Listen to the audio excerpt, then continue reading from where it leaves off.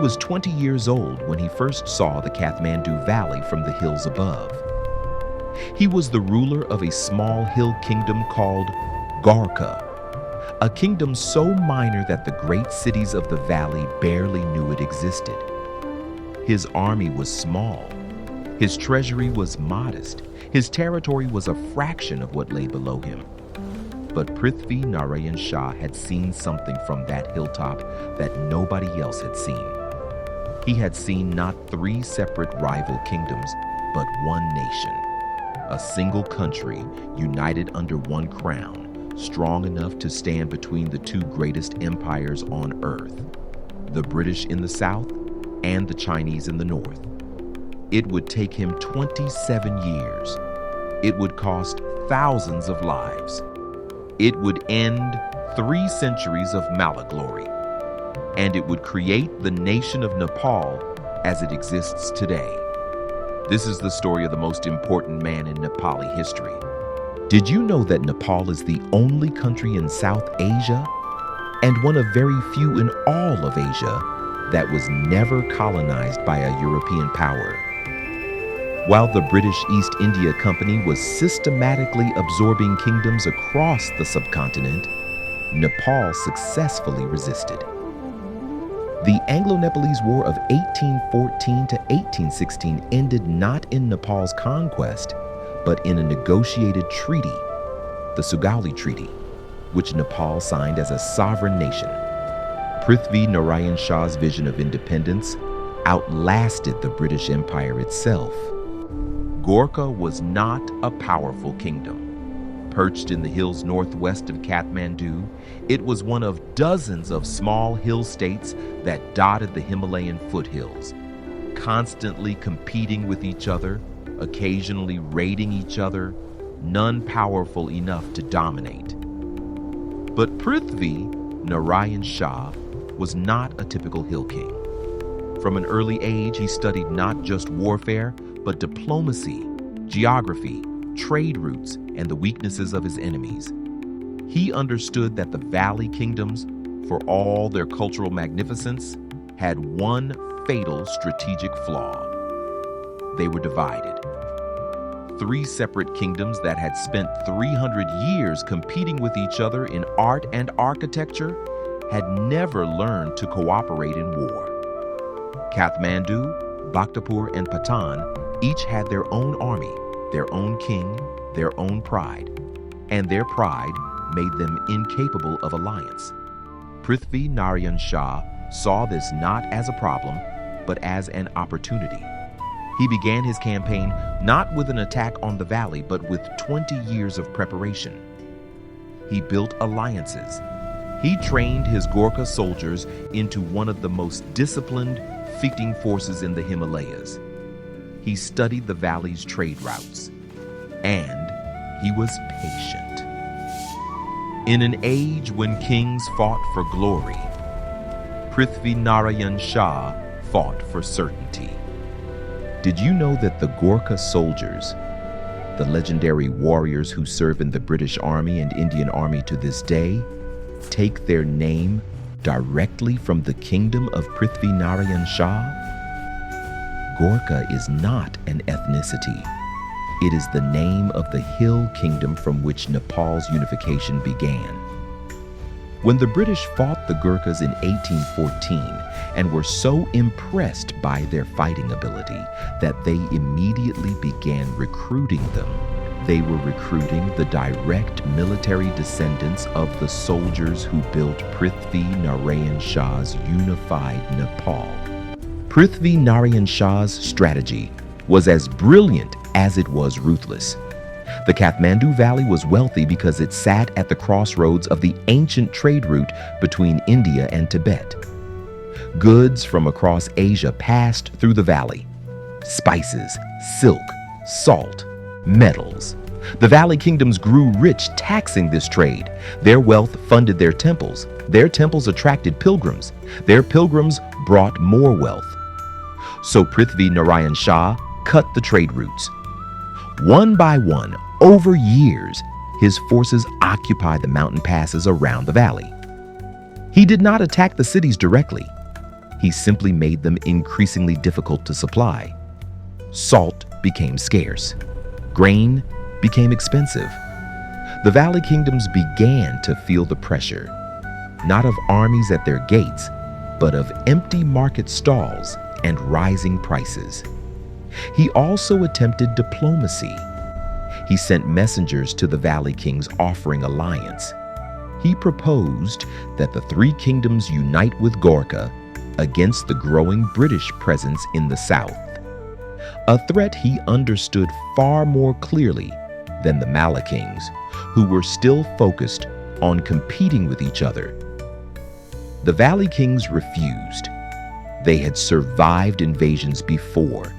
They trusted in their fortified cities, their wealth, their gods. They did not understand that this time, the enemy was not at the gate. The enemy had been surrounding them quietly and patiently for 20 years. Did you know that Nepal's national flag is the only non-rectangular national flag in the world? It consists of two stacked pennants, a shape that originates from the ancient battle standards of Himalayan kingdoms, including the Shah dynasty. Every other country on earth uses a rectangle. Nepal uses a shape that has not changed since the time of Prithvi Narayan Shah. The flag is a direct visual link to the kingdom that united Nepal.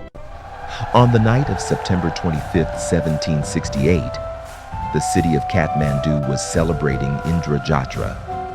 The streets were full of music, processions, and celebration. The living goddess Kumari was in procession through the palace square. The last Mala king of Kathmandu was watching from his palace balcony. Prithvi Narayan Shah's forces entered the city that night. The conquest of Kathmandu was swift and, by the standards of the age, relatively bloodless. The city was taken not by siege, but by rapid advance through routes that years of preparation had made possible. By the time the Mala king understood what was happening, the city was already lost. And then something extraordinary happened. According to tradition, Prithvi Narayan Shah went to the palace square where the Kumari was still in procession. He knelt before the living goddess. She placed her tika blessing on his forehead, the same blessing she had given to every Mala king before him. In that single gesture, the conqueror became the legitimate king, not by force, but by divine sanction. Patan surrendered without a battle. Bhaktapur, the most defiant, the most proud, held out for a year before falling in 1769. The last Mala king of Bhaktapur, Ranajit Malla, walked out of his palace and surrendered in person. The Malla dynasty was over. In 3 years, Prithvi Narayan Shah had accomplished what 20 years of preparation had made possible. The Kathmandu Valley, the greatest cultural treasure in the Himalayan world, was under one crown for the first time in 3 centuries. Did you know that Prithvi Narayan Shah's famous political text, the Dibya Upadesh, was not written but dictated? He spoke it aloud near the end of his life, and scribes recorded it. In it, he called Nepal a yam between 2 boulders, the British and the Chinese, and warned his successors to trust neither. This document, spoken by a man who had never formally studied political philosophy, is considered one of the most prescient pieces of strategic thinking in South Asian history. Prithvi Narayan Shah was not simply a conqueror. He was a nation builder, and the distinction matters. After unifying the valley, he continued expanding, absorbing more hill kingdoms until the territory of Nepal began to resemble its modern shape. His greatest achievement was not the conquest of the valley. It was the vision he left behind. The idea of Nepal as an independent Himalayan nation, sovereign between 2 empires, defined by its mountains and its culture rather than by the ambitions of its neighbors. That vision survived him by over 2 centuries. It defines Nepal to this day. Did you know that Prithvi Narayan Shah unified Nepal in just 27 years? Starting from a kingdom so small that the great cities of the Kathmandu Valley barely acknowledged its existence? He began his campaign at age 20 and completed the unification of the valley by age 47, the year he died. In those 27 years, he transformed a minor hill kingdom into the sovereign nation of Nepal, a country that would outlast the British Empire and enter the 21st century as one of the few genuinely independent Himalayan nations. Nepal is the only country in South Asia that was never colonized by a European power. While India fell to the British, while Burma fell, while Sri Lanka fell, Nepal, this small mountain kingdom, this yam between 2 boulders, remained sovereign. Its kings negotiated, its armies fought, its mountains protected, but above all, its identity held. Prithvi Narayan Shah died in 1775, just 7 years after unifying the valley. He was 47 years old. He did not live to see the full extent of what he had built, but what he built has lasted. The borders he defined still largely exist. The independence he fought for still exists. The Nepal he imagined, sovereign, Himalayan, neither British nor Chinese, neither Indian nor Tibetan, simply Nepali, still exists.